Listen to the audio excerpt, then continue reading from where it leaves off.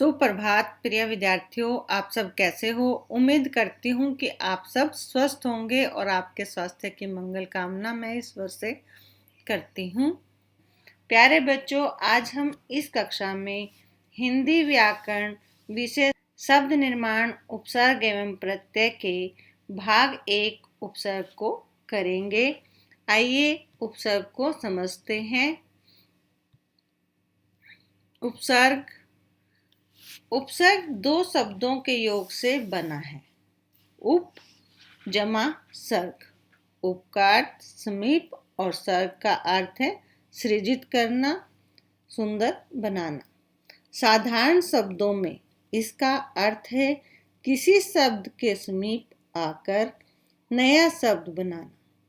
जैसे हार शब्द का अर्थ है पराजय, परंतु इसी शब्द के आगे प्रय शब्दांश को जोड़ने से नया शब्द बनेगा प्रहार, प्रय जमा हार, जिसका अर्थ है चोट करना।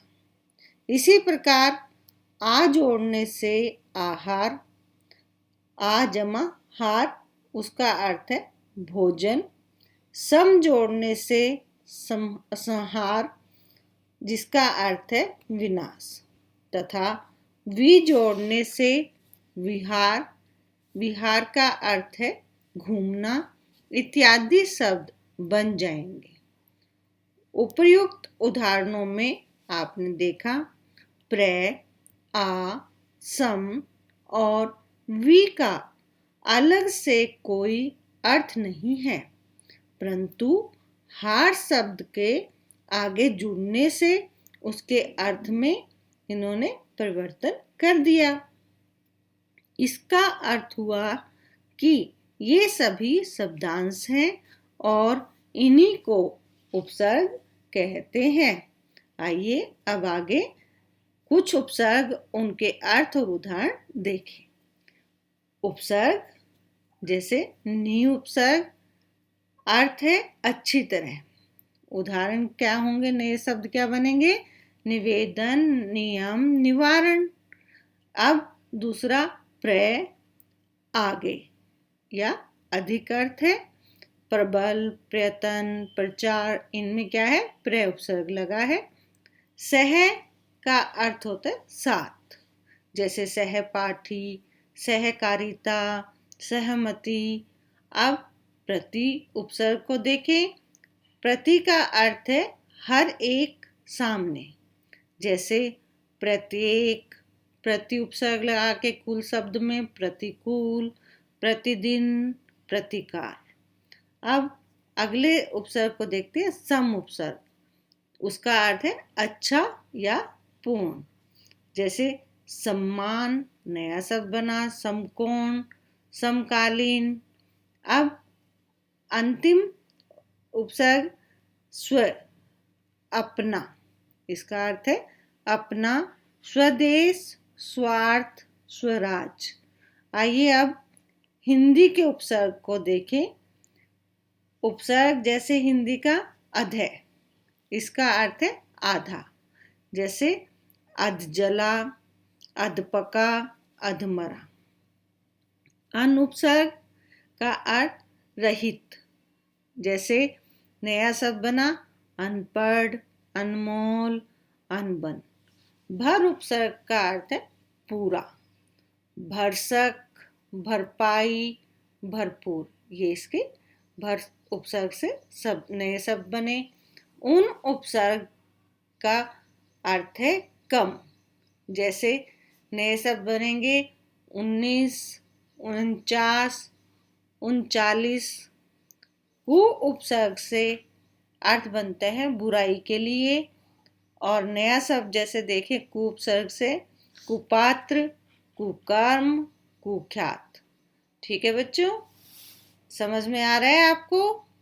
बिन उपसर्ग से, बिन उपसर्ग का अर्थ है निषेध, जैसे नया शब्द बिन जाने, बिन मांगा, बिन देखा। सु उपसर्ग से अर्थ बनता है अच्छा, इसका नया शब्द बनाएं सुपुत्र, सुबोध, सुमार्ग। चौ उपसर्ग का अर्थ है चार, जैसे चौबारा, चौमासा, चौपाल। इस तरह से हमने हिंदी के उपसर्ग जाने। आइए अब उर्दू के उपसर्ग को जाने। उर्दू के उपसर्ग में देखिएगा, कम का अर्थ थोड़ा, जैसे कमजोर, कमबख्त, कम अकल। खुश का अर्थ अच्छा होता है, जैसे नया शब्द बनाया खुशबू, खुशहाल, खुश दिल। समझ में आ रहा है?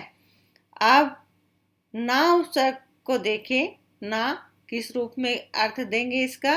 अभाव के अर्थ में। अब नया शब्द बनाए, नापसंद, नाराज, नादान।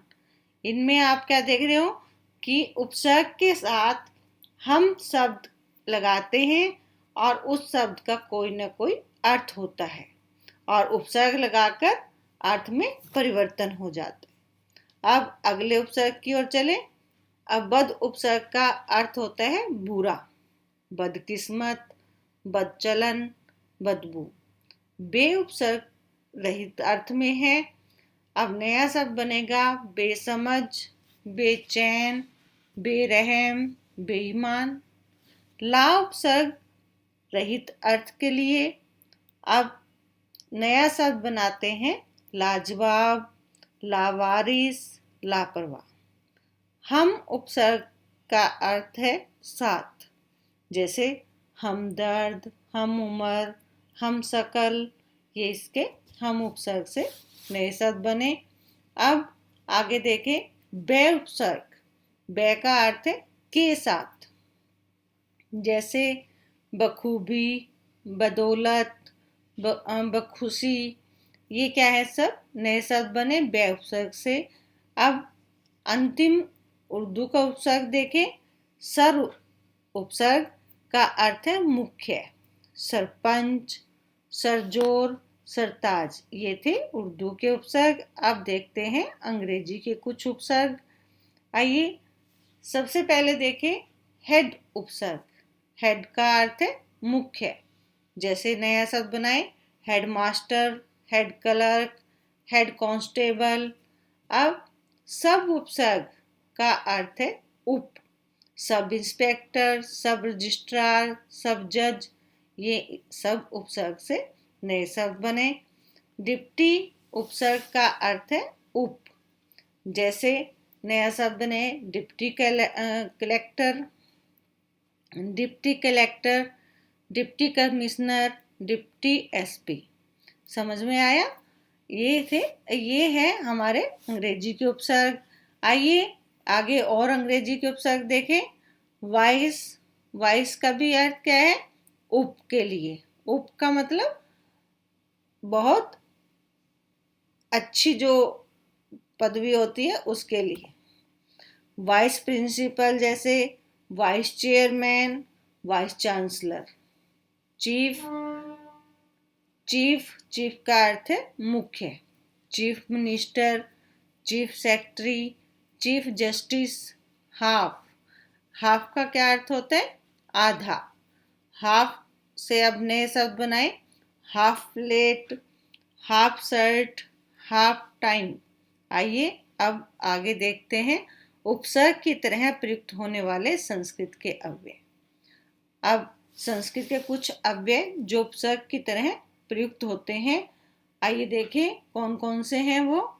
अन का अर्थ है उल्टा, जैसे अनेक, अनादि, अनहोनी। अंतर, अंत है, इसका अर्थ होता है अंदर, जैसे अंतर्गत, अंतःकरण, अंतर, अंतः वस्त्र। अलम। अलम का अर्थ है सुंदर या पर्याप्त, जैसे अलंकृत, अलंकृति, अलंकार। ये सब शब्द सुंदरता की ओर दर्शाते हैं। आगे आवि उपसर्ग है। आवि उपसर्ग का अर्थ है प्रकट, जैसे आविर्भाव, आविष्कार, आविष्कृत। बहिर का अर्थ है बाहर।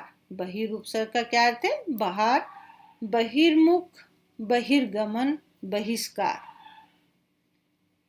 प्राक, ये भी संस्कृत का अव्यय है। प्राक का अर्थ है पहले का, प्राकथन, प्राकलन, प्राकर्म। पुनः, पुनः का अर्थ है फिर, जैसे पुनरुक्ति, पुनर्जागरण, पुनर्जन्म। अब आगे देखें स्वयं उपसर्ग को। स्वयं का अर्थ है खुद। स्वयंभू, स्वयंवर, स्वयंसेवक, ये हमने स्वयं उपसर्ग से नए शब्द बनाए। चिर उपसर्ग, चिर उपसर्ग का अर्थ है देर या बहुत, जैसे चिरायु, चिरकाल, चिर परिचित। अब आगे बढ़े से उपसर्ग। से का अर्थ है सप्ती या सात, जैसे सजल, सबल, सहर्ष, ये इसके नए शब्द बनाए। अब अंतिम उपसर्ग है सत। सत उपसर्ग का अर्थ है अच्छा। सत उपसर्ग से नए शब्द बनेंगे सज्जन, सत्संग, सत्कार्य, सत्कार। तो इस प्रकार बच्चों आपने उपसर्ग को जाना कि उपसर्ग क्या है और किस किस तरह के उपसर्ग प्रयोग में आते हैं। और अब आपने इसे जाना होगा, समझ लिया होगा। आप इसे पुनः पढ़ें, अपनी पुस्तक के साथ पढ़ें, वीडियो में देखें और समझें, और आप भी इनका प्रयोग करें। पढ़ते रहिए इसी प्रकार, अपना कार्य समय समय पर करते रहें। आपका दिन अच्छा हो। धन्यवाद।